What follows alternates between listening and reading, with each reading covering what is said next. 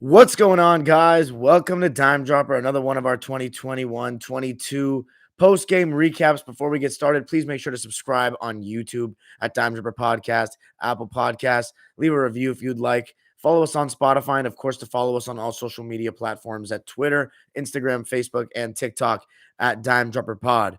For tonight's episode, we are going to be talking about the LA sweep of Arizona tonight, after Arizona teams have been a thorn in my side for the last couple of months, between the Cardinals smacking the Rams at SoFi about a month or so ago, and then obviously the Western Conference Finals, and Phoenix got LA good last year again, shades of 2006, beating both the Lakers and the Clippers in the playoffs. So it was nice to get some revenge tonight to some extent. Definitely does not replace the playoffs. But as far as the Rams beating the Cardinals, a huge win, probably the best win of the season for the Rams. I'm going to be talking about that a little bit, but definitely also going to be talking about the Clippers winning with both teams very shorthanded. No Nico Batum, no Paul George, obviously no Kawhi. And then for the Suns, no Devin Booker, no DeAndre Ayton, and no Frank Kaminsky. So fairly even game tonight. The best player on the floor still was on the Phoenix Suns. That would be Chris Paul. But tonight he would not be the best player on the floor. So we'll start off with the Clippers. Before I go, I want to let y'all know super chats are turned on if you want to drop $1 or a dime. I am going out of town from Thursday to Sunday. I will be out of town, so no episodes during that time period. I'm going to see if I can try to get something up for you guys over the weekend that you could watch as far as Dime Dropper content, but I will not be live during those days, but I will be back that following Monday, and I will probably be at the Clipper game against I believe it's the Spurs. But anyways, let's talk about the game tonight, the Clippers and the Suns, before we go to the Rams after. I thought that we started out with a lot of urgency. I thought we started out with the right urgency on both ends of the floor, and I thought that we moved the ball really well. And, one thing I've talked about a lot this season is I want Terrence Mann starting. I think that he could start games with energy for us, and I think that he's the type of guy that I'd rather him start running right away and just get right into the thick of things instead of kind of having to come in as like a spark. I like the spark plug effect, but I feel like he's the type of guy that can get going off of the early stages of a game where, guys are missing shots because it's very early, those first couple of shots. Lou Williams used to say one of the reasons he likes coming off the bench is in the beginning of the game, got to get going. Guys got to get warm.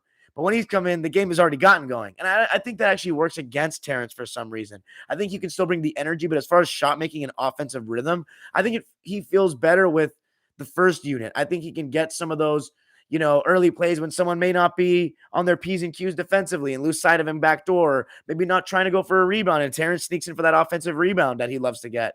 And I think I like him starting to get those looks. And, when he makes the jump shot, like, for example, tonight he was hitting his jump shot again, everything opens up for him on a confidence level, and he really starts getting going. And that's huge for the Clippers when he can start making shots. And I thought the Clippers did a really good job of just playing with that urgency on both ends of the floor. And the Suns weren't making shots in the beginning of the game, really. And they didn't make shots in the whole game, really. 37.5% from the field for the game, 24%, 7 of 29 from deep. But I thought it starts with the way you guard Chris Paul. And I think it's the same exact way we guarded him last year in the Western Conference Finals. And it starts with Ivica Zubac, who we sadly missed badly in Game 6 last year when DeMarcus Cousins got cooked in the pick and roll by Chris Paul. Ivica Zubac did an incredible job all series long, as you guys will remember, of getting ready to step up to that right elbow that Chris Paul loves so much on that pick and roll, that he's made his bread and butter on, that we saw here in Clipper Nation for 6 years, getting to that right elbow. You send him left, he weaves back, crosses over to that right hand, gets back into that right elbow. Zoo was doing a great job sitting on that and trying to make him go up the dribble or pull it back out. One thing, though, I noticed Chris had one counter to it today where, and he did it sometimes in the playoffs last year, but I think he did a better job of it tonight. And we also didn't have Nico and Paul George, who are taller guys, to switch as opposed to a Terrence Mann.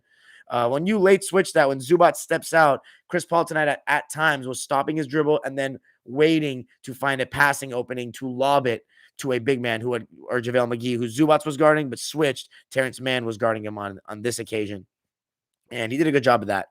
And Chris is really good. I mean, you've got to really close his airspace down and try to prevent him from creating windows, because he will find those windows to pass. But overall, Zoo did a fantastic job. And I think Ivica Zubac needs to be getting more credit from Clipper Nation. I think that sometimes people are really quick to slander him. I don't know. It's because, he's gotten cooked by some centers, or some centers have just played really well against him. People say he's really slow-footed, but I don't even think he's that slow-footed. And he has very good length to make up for that when he gets beat. And I think that Zoo at times, sometimes the hands, I think, is a big criticism of him, or big critique. Sometimes he can, fumble the ball and have Kwame hands at times. But lately he's been doing this thing where I remember the coaching staff, somebody was reporting that the coaching staff was talking about whenever he gets the ball, just try to dunk it in the lane. And he has really shown aggression. He's been really authoritative at the rim defending it.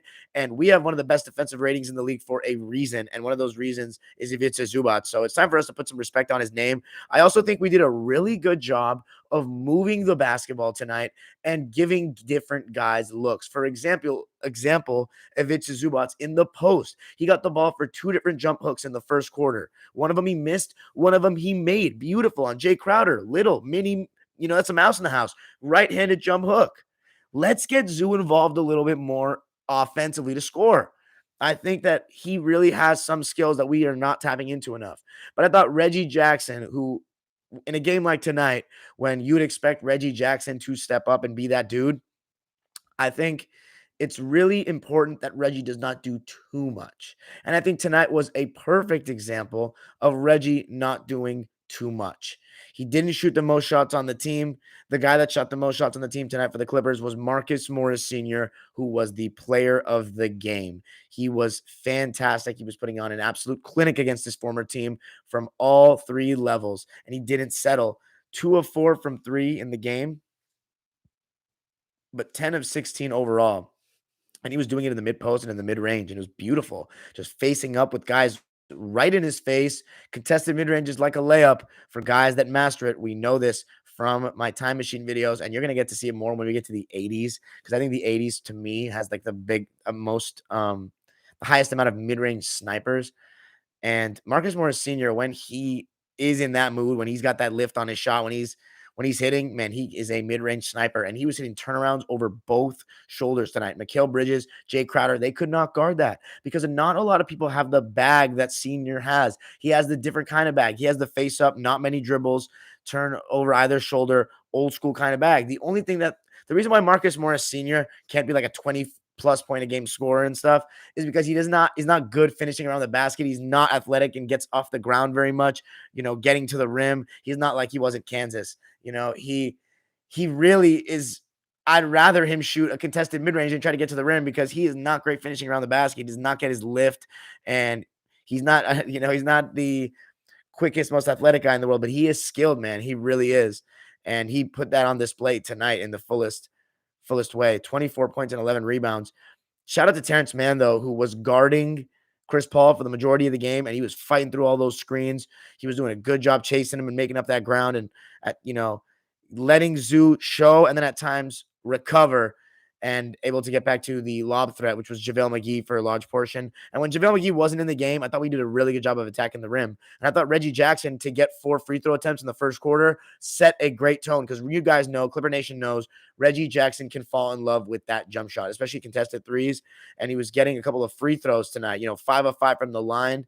And then he started getting to the rim, and we were getting good shots. We put pressure on them, 16 of 23 from the line. That percentage can be better, but to get 20+ free throw attempts, that is a good thing. And I thought that we did a good job of spreading the wealth as well. Luke Kennard, our fifth starter, the only one I haven't really talked about. Landry Shamet, this was the first time they really got to start against each other since the trade. And, I was one of those people that was sentimental to Shamet and really didn't know how good Luke Kennard was. It was like, man, we really traded Shamet for Luke Kennard. Man, Luke Kennard is so much better, and he showed it tonight. I mean, the confidence he has coming off of screens. There was one play where he actually went backdoor on Shamet. Isaiah Hartenstein, I believe, passed him the ball, and Isaiah Hartenstein again with another fantastic performance. So good at that little one-handed push shot that he has, that floater, and he's always looking up when he's at that high post or nail position or that elbow for backdoor cutters and just different kinds of actions. He's so solid making that extra pass when he's coming off the roll as well, when a guy steps up and rotates onto him. Very high IQ player, and he protects the rim well too. And you can't ask for more from Isaiah right now as a backup center. You cannot. And I thought that he, as well as Luke Kennard, were just fantastic. Kennard, just no hesitation on the threes. You think every shot he takes is going to go in. 16 points for Luke, 5 of 9 from the field, 3 of 5 from three. The Suns, they were only down by 6 after the first quarter, but throughout the game, I just thought the Clippers did a good job of just kind of extending that lead and not taking the foot off the gas. The Suns, Chris Paul, despite the fact that we really sat on that elbow and we really tried to, get him into uncomfortable positions, going to his left, which he doesn't like at all. He doesn't like pulling up, and sometimes doesn't even try to because it's just a tough shot for him. Remember, he is 6 feet, and scoring's never been his best attribute in the world. He can score, and definitely could have scored with the best of when he had that burst. But he still created a lot of decent looks for Suns players, and they just didn't make their threes. Jay Crowder, 0 of 2. One of them was wide open. Mikal Bridges, 1 of 3. One of those misses was wide open in the left corner. JaVale McGee, 0 of 2 from 3. I still don't think he should be shooting threes. I don't care if he's made some recently.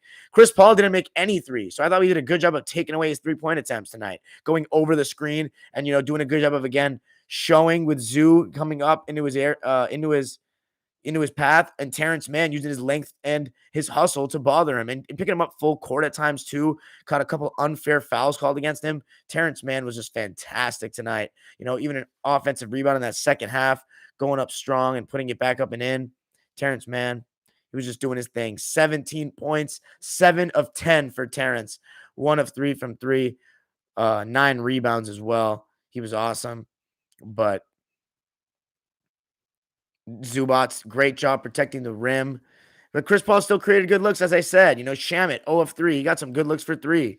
Wainwright, he made two of 5 from 3, but I was very comfortable with him shooting.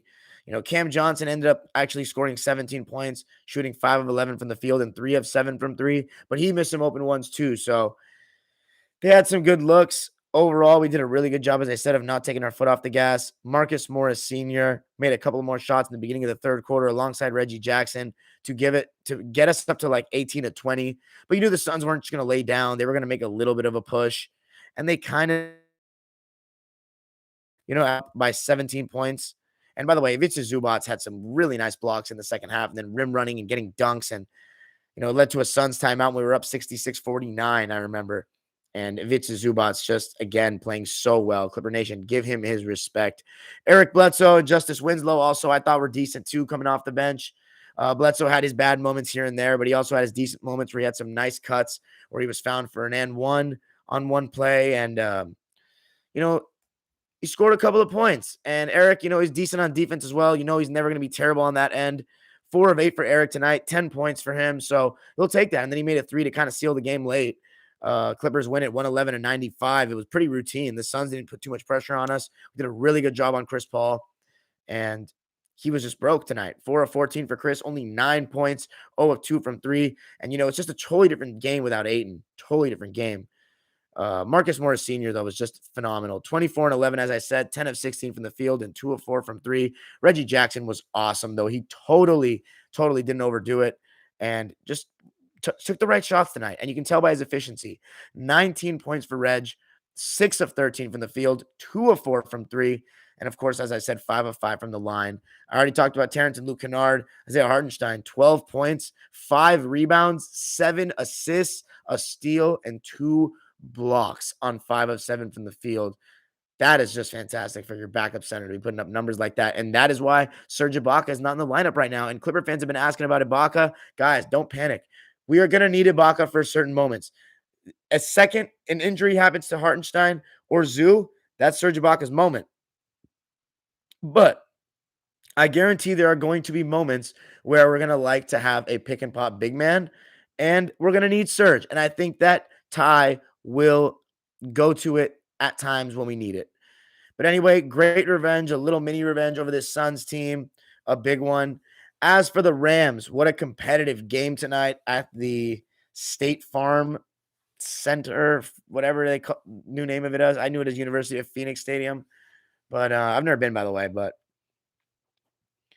started out a little bit slow.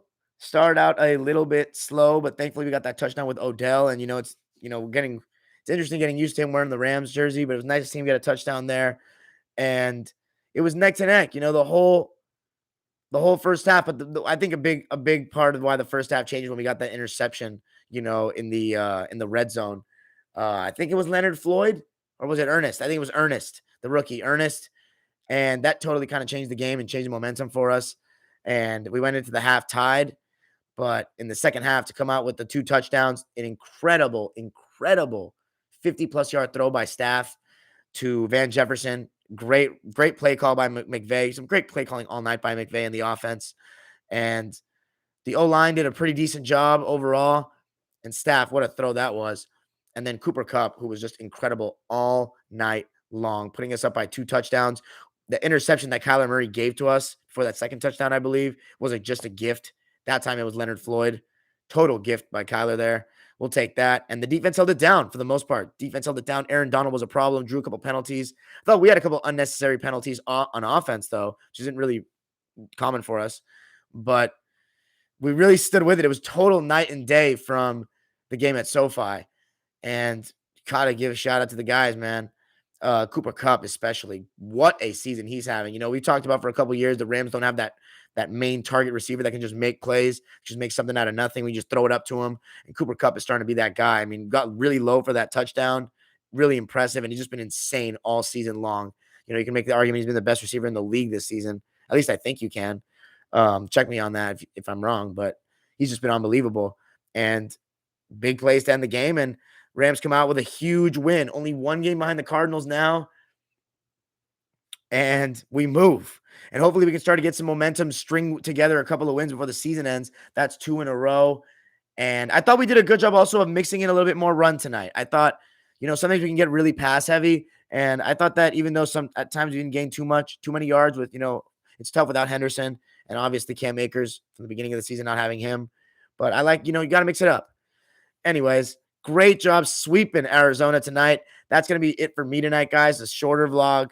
You know what? If you guys want me to go through some other scores around the league, Cleveland beating the Miami Heat 105-94 tonight. Obviously, the Heat are still without Jimmy Butler and Bam Adebayo. Cleveland 17-12. They're just surprising everyone this season, even without Colin Sexton, of course.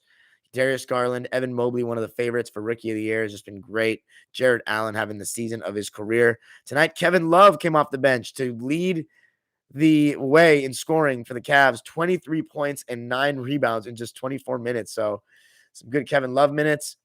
The Washington Wizards lost in Denver tonight, 107-113. The Wizards moved to 15-13. The Nuggets 14-13. No Kyle Kuzma. I believe he's out with COVID protocols or contact tracing or whatnot. I believe so. Check me if I'm wrong on that. Nobody besides Davis Bertans, who had the game high for Washington, scoring 21 points. Bradley Beal continuing to struggle from the field. 8 of 19 tonight, only 19 points. And Nikola Jokic, an unbelievable stat line of 28 points, 19 rebounds, and 9 assists for the Nuggets on 9 of 14 from the field. That man is a beast. I'd say that without Kawhi Leonard, the 5th best player in the NBA. Monte Morris with 22 points as well for the Nuggets on 8 of 14 shooting. So big contribution there. You also had Aaron Gordon with 16 and Jeff Green with 13. So 4 starters in double figures. Solid night for Denver. The Golden State Warriors, Stephen Curry. Let me know, guys, if you want me to potentially go live for Steph Curry breaking the record tomorrow, because he will break that record tomorrow in Madison Square Garden. And he's 2 3-pointers away. And it's been kind of amazing. Steph Curry, I've watched him since day one, since his first year, 09-10. I remember him being in the three-point shootout in Dallas. I remember Asher, that comes on the podcast a lot, talking about, I remember him telling me straight up, Steph Curry, he's the sleeper in this draft from Davidson. Man, how that aged well. Look at this guy now. Dell's son. One time he was just Dell's son. Now he, is in charge of changing the game of basketball.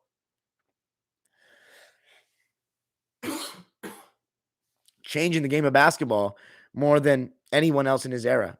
More than Steve Kerr being the guy that put the philosophy into place that helped him win the championship. Or Klay Thompson, that was his right-hand man. Or Draymond Green, that held it down on defense to allow the jump shooting to work, because they had someone that can hold it down on defense and switch onto multiple positions. It really is Steph Curry that makes it all work. I've seen him from day one make all these threes, be the best shooter of all time, in my opinion at least. Off the dribble is really what separates him from anybody else. Obviously, you have the great Jerry West, who was incredible, but the era did not favor Jerry West in the sense that you did not get rewarded from shooting from deep. And the three-pointer, this is a shooter's era. And Steph Curry has made it so that people think it's okay to shoot from 30 feet. And I think it's okay for guys that can make that. And he is one of a kind. He is one of a kind. And he's gotten to that point of his career where it's time to just really enjoy him as long as he's here. And it's going to be a historic night in a historic cathedral of basketball, Madison Square Garden. Fitting, because he dropped 54 there in that breakout season he had in 2013. A lot of people are saying that's when he was, everybody found out about him after that. Like, I'm a diehard basketball fan, so I've been knowing about Steph Curry before that. So I didn't know that that's when everybody found out about him, but that was definitely a big game. And that season was when he came out. I thought it was really during the playoff series against Denver that he really broke out. But yeah, congratulations to Steph. I'm saying it in advance. If you guys want me to go live for that, comment below. Comment below if you want me to go live for that. The Toronto Raptors giving the Sacramento Kings the business by 23 points. The Boston Celtics beating the Milwaukee Bucks by 14. That's a huge win. Jason Tatum, 42 points. 16 of 25 from the field. Damn, 64% for JT. 7 of 13 from 3. So, unbelievable night for him. Grant Williams, 5 of 7 from 3, 17 points. Huge win there. The Memphis Grizzlies have been on an absolute tear. They beat the Philadelphia 76ers tonight, 126-91. 17-11 Memphis is right now in the season. They have not had Ja Morant for the last couple of games, and they've still been winning. It's been unbelievable. And every time I've seen them play, they compete on both ends of the floor. And they've had a lot of young players that are hungry. And Jaren Jackson Jr. has been really holding it down on defense. And shout out to the coach, Taylor Jenkins. I dislike the Grizzlies because of the early 2010 rivalry with them. I always will dislike them. But Taylor Jenkins, he's doing a hell of a job. And I think right now he should be the favorite for Coach of the Year. I really do. Dallas getting the win over the Charlotte Hornets tonight, 120-96. Even without Luka Doncic. So that's a big win. Trey Burke putting up 22 off the bench. But anyway, that's it for me tonight, guys. Oh, last one, I guess. The Atlanta Hawks dropping to under 500, 13-14, with a loss at home to the Houston Rockets, 132-126. 32 points scored by Eric Gordon, 22 by DJ Augustine off the bench. Oh, man, we're back in 2019, I guess. Trae Young, 41 points, 9 assists, 7 turnovers, though. 14 of 22 from the field in the loss. No one else on the Hawks getting more than 14 points. Yikes. Definitely a game you got to watch to really make a judgment on. I mean, the 132 points is a lot. But anyway, that's it for me tonight, guys. Remember, super chats are turned on if you want to drop $1 a dime for your boy. Tell me if you want me to go live tomorrow for the Warriors game. If not, I'll be live on Wednesday at the very least, because I'll go live before I go out of town. So I'll give you that at least. Let's see. I mean, what are the games on Wednesdays? I'm going to check. Lakers, Mavericks, Clippers, Jazz, and I can watch one right after the other. No doubt I'm going live after that. So Lakers, Mavs, Clippers, Jazz. I'll be going live after that. I'll see you guys then. Dimes Bank, since I won't be there on Thursday for the Twitter space, that's going to be on Wednesday. So Wednesday afternoon, 11 a.m. to 1 p.m. Pacific, 2 p.m. to 4 p.m. On Twitter at Dimes Dropper Pod, Hoop Spaces, Dimes Bank. Get your takes off. I'll see you there. Peace. What's up, y'all? Let's see how many we got tonight. 7. Jeez, man. People don't like when the Clippers win, huh? Remember, guys, keep leaving those comments, though. I love you guys that are always here night in, night out. Shout out Pasha Man. Shout out Showtime Nick. Rams in the title. OBJ. When he was a Giant, I was a borderline fanboy for him. Shout out Showtime Nick. Remember to subscribe to his channel. Remember to, again, as always, guys, some of you guys, I saw you guys commenting on my other videos for the algorithm. Make sure to keep leaving comments. Even after I finish this video and you get off of it, comment on the video, leave a like. Let's try to get back in the favor of those algorithms. Put the notification bell on and see my videos. Even if you can't watch it right away, leave a like, leave a comment right away, and see if we can do whatever we can to get back in these favors. Daniel Clifford, shout out to my man Daniel Clifford, always in the lives. Zoo looked awesome in drop coverage today. Yeah, Zoo did great. Joshua Huang says, Rams getting W against Cardinals feels good. Damn right it does. What's up, Cortez TDD? Shout out to my man Cortez, bringing the heat every single night on the live. Shout out to my man Collins Dang as well. He says Rams versus Cowboys first round would be nice. Yeah, it'd be nice to beat them, just like 2018. But shout out to my man Collins Dang, always a diehard in the lives.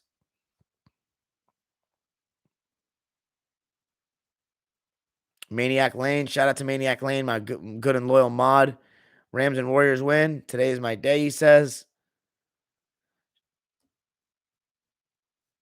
Man, Maniac, we miss your comments, man. Keep commenting. We miss you on the comments. I mean, even if you're not commenting on the lives, comment on those videos, man. We love it. Collins Dang says Kyler Murray's so short he can't see over anyone. Top River says meet me in SD. What the fuck are you talking about, son? Jeremiah, what's up, Jeremiah? He says, what do you think of Ben Simmons to the Lakers? I think that it's ridiculous to think about that. And I don't, it'd be ridiculous to think about that. My man Lake Show, what's going on, my guy? Says Dime, what's up, Brody? Good W for the Clips. Best ball movement I've seen all year from them. I agree with that. And good X's and O's by Coach Lou. Really enjoy watching this game as a student. Props to y'all coming out with a big win. Thanks, my guy. Shout out to the Lake Show. Make sure you subscribe to his channel as well. Showtime Nick says the Rams getting the W in the building. The Giants won Super Bowl and upsetting the Patriots and ending their undefeated season. A day I'll never forget. Too bad the Giants suck now, though. That was a great Super Bowl. HFH, shout out to my man HFH. Says Cooper's in another world this year. That's damn right. Top River says NFL playoff picture is wild. That is true. Showtime Nick says Jarrett Allen having the season of his career, but Ray Allen, man, he had his fair share of choking moments that we just don't talk about, like the 2010 Finals Game 3. Like, he had his fair share of choking moments that we just don't talk about, like the 2010 Finals Game 3, like 2010 Finals Game 7, like the 3 out of 4 games of the 2008 second round series against the Cavs. Ray Allen had his fair share of chokes.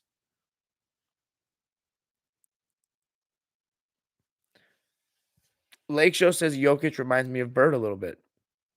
I think that's more of a fair comparison to Bird than Luka Doncic. I just think Bird's a better athlete. But yeah, I think he has some very similar characteristics and pump fakes, and he operates from similar areas. People saying yes, go live for Steph breaking the record. Uzair Khan says, nah, don't go for Steph breaking the record. Showtime Nick says, I was at a game in LA against the Lakers when Steph was a rookie. Nice. Kobe dropped 44 that game. That's dope. Right? It says, yes, starting go live tomorrow after we witness history. Okay. Daniel Clifford says, I feel like Serge is frustrated with his role at the moment. There are so many rumors on Clifford Twitter he want out at the trade deadline. Is this all speculation, though, Daniel, or is he actually unhappy? Just because he's not playing right now for a couple of games doesn't mean that he's not going to play at all in certain situations. Big Ben says, would you like a LeVert trade to the Clippers? Honestly, I wouldn't touch this team.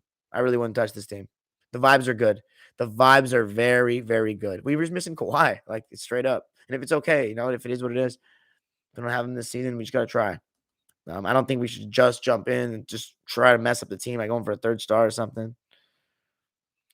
It's not an opinion, Darian. It's a fact that Steph Curry is the best shooter ever. No argument for anyone else being a better shooter than him. I guess so. Um, would you like a LeVert trade to the Clippers? Yeah, I already answered that. Joey Sixpack says LeVert, Sabonis, Miles Turner trade destinations. I don't know, man. I don't like playing the imaginary trade game. Sorry, man. Showtime Nick says, I remember that 54-point game Steph had at the Garden, and I remember before that game saying he got robbed from the All-Star game. Yes, he was one of the biggest snubs in NBA history. David Lee deserved it, though. I thought both of them should have been All-Star, but David Lee deserved to make it. David Lee was arguably the best power forward in the league that regular season.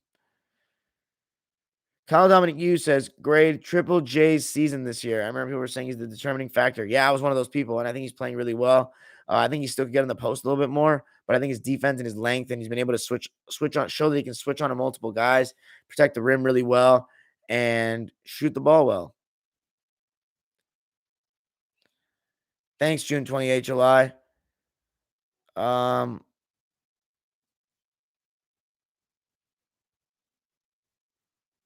Let's see. DJ Augustine and EG were clutch, says Raid. Kyle Dominic Yu says Hawks quietly being disappointing. Joey Sixpack says, what do you think of Steph's finals performances? I think he's been able to cruise for a little bit at times with those couple years with Kevin Durant, and he's had room for error, a lot of room for error. But I think that he was poor in 2016. I definitely think he was poor in 2016. Right, says Dorian, when we talk about the best scorers to ever play the game, do players like LeBron, Steph, and James Harden deserve to be in that conversation? No, not the best, but they can be maybe in the top 10, maybe. Steph, I'd put in the top 10 because of his shooting, and LeBron too, I guess. Harden, maybe. Kyle Dominic Yu says, what's the team you feel like isn't talked about enough? It could be for good or bad reasons. Is it lagging right now, guys? Tell me if it's lagging. Put thumbs up if is it lag. Tell me lag or no lag right now, because it says right now that the connection's unstable. And I'm on the good Wi-Fi tonight. Tell me what you're saying. The Champions League fixtures. Good question, Ryan. I think that the PSG Real Madrid one. Oh, okay, no lag. The PSG Real Madrid one is the most enticing, for sure. I think Liverpool and Inter Milan is going to be fun. I think Chelsea got lucky. I think we definitely got lucky with Lille. And I'm excited for that. Really excited for that. Chelsea should win that. Chelsea should advance to the quarterfinals. Who was it? Man United and Villarreal? Who'd you guys get?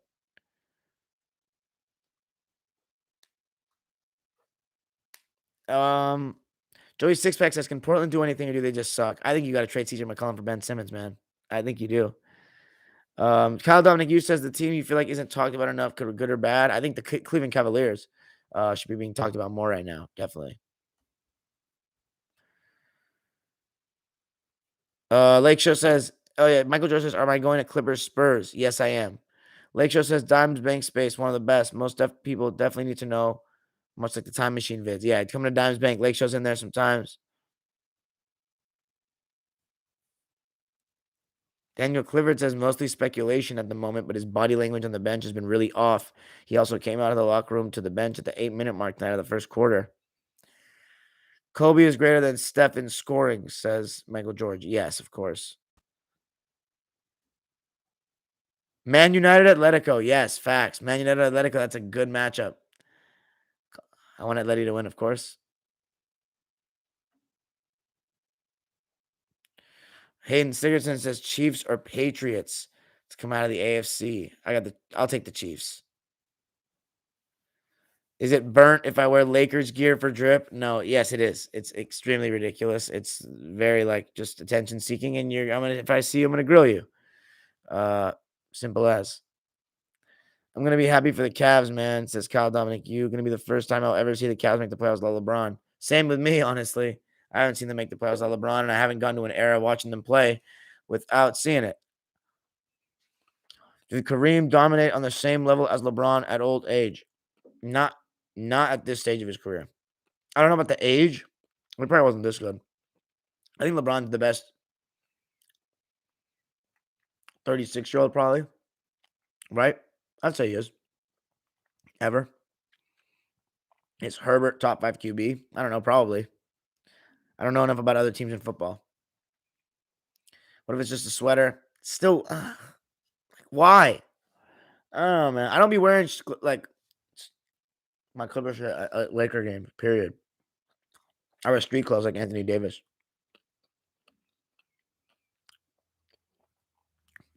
I think Jordan was 35, or did he turn 36? I don't know. Who's my favorite rookie of this season? Evan Mobley. He went to USC. It's our guy. Took us to the fucking Elite Eight.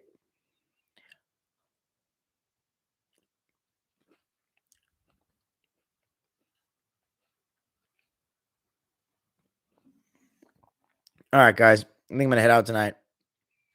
Not that many people tonight, man. People don't like seeing us win. All right, guys. I'll catch y'all maybe tomorrow, but definitely on Wednesday. Those are blueberries, man. That was a blueberry and a freaking raspberry. But all right, man. Peace out.